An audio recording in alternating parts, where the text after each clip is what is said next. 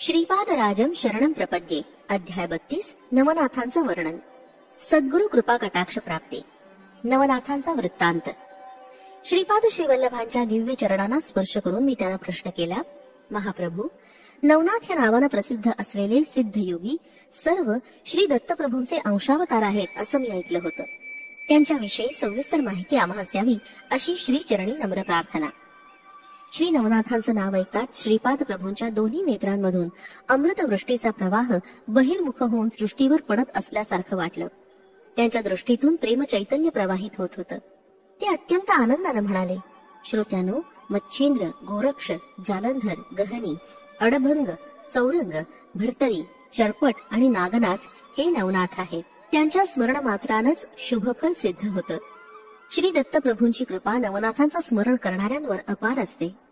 कलियुगाच्या प्रारंभापूर्वी श्रीकृष्णानं उद्धवासारख्या महान भक्ताबरोबर तसंच समस्त यादवांबरोबर चर्चा करून आज नवनाथ या नावानं जाणलं जाणाऱ्या नवनारायणांचं स्मरण केलं. ऋषभ चक्रवर्तींना 100 पुत्र होते. त्यातील नारायण अंशानं जन्मलेल्या 9 जणांना नवनारायण म्हणतात.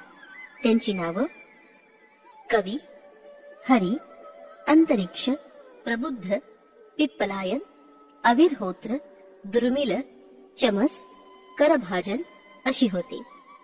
हे सगळेच अवधूत स्थितीमध्ये राहणारे सिद्ध पुरुष होते. माझ्या आज्ञेप्रमाणे या नवनारायणाने धर्म संस्थापनार्थ नवनाथ या नामरूपानं पृथ्वीवर पुन्हा अवतार धारण केला. प्रथम पुत्र कवी हा मच्छेंद्रनाथ या नावानं जन्मला. अंतरिक्ष जालंधर नावानं जन्मला. त्यांच्या शिष्य रूपानं प्रबुद्ध कनिफा या नावानं जन्मला. पिप्पलायन चरपटनाथ या नावानं जन्मला. अविर्होत्र हा नागेशनाथ या नावानं जन्मला. द्रुमिल हा भर्तरीनाथ या नावानं जन्मला.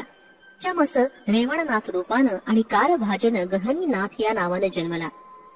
सृष्टीवर अनेक स्थानी काही कारणास्तव ब्रह्मदेवाचं वीर्य पडलं.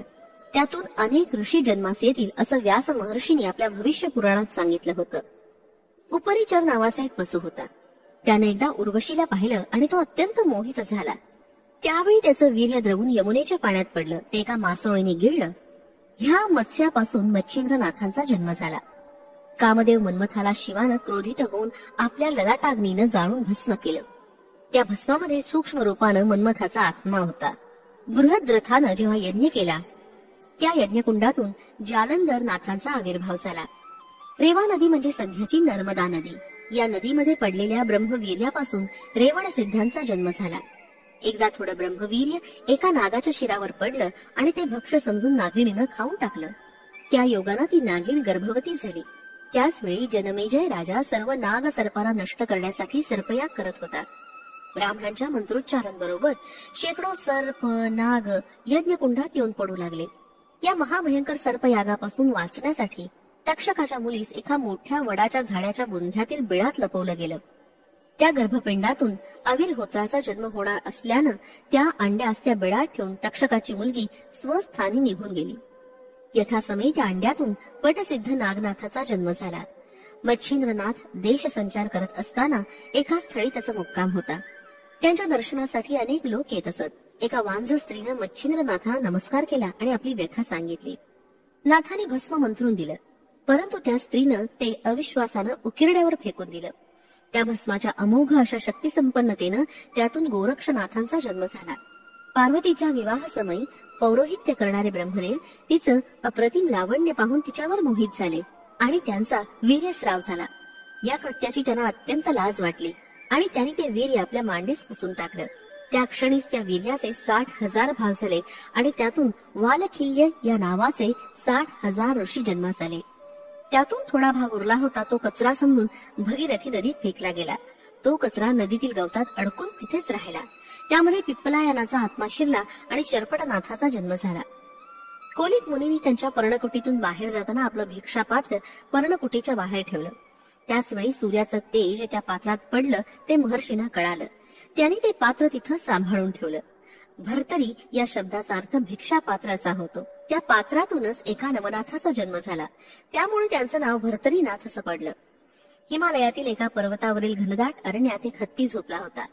एकदा ब्रह्मदेव सरस्वतीवर मोहित झाले आणि त्यांचं वीर्य द्रवित होऊन खाली पडलं. ते झोपलेल्या हत्तीच्या कानात पडलं.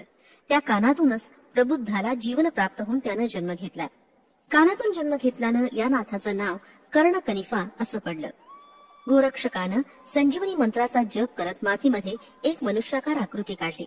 त्या आकृतीतून करभाजनाला त्या संजीवनी मंत्राच्या सहाय्यानं जीवन प्राप्त झालं आणि त्यानं गहनीनाथ या नावानं अवतार धारण केला. श्रीकृष्णांच्या आज्ञेनुसार या नवनारायणाने आपलं स्थूल शरीर मंद पर्वतावर समाधी अवस्थेत सांभाळून ठेवलं आणि अंश अवतारानं नवनाथ रामरूपानं पृथ्वीवर जन्म घेतला.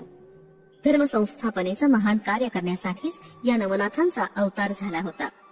श्रीपाद प्रभूंचे हे नवनाथांच्या जन्मासंबंधीचे आश्चर्यजनक विवेचन ऐकून आम्ही मंत्रमुग्ध होऊन गेलो होतो. आम्ही प्रभूंच्या चरणी वंदन करून त्यांचा जय जयकार केला. त्यानंतर मी प्रश्न केला, प्रभू, नवनाथांचे अवतार हे नवनारायणाचे अंशावतार आहेत असं आपण सांगितलं. नवनाथ आणि नवनारायण यांच्यामध्ये काही फरक आहे का?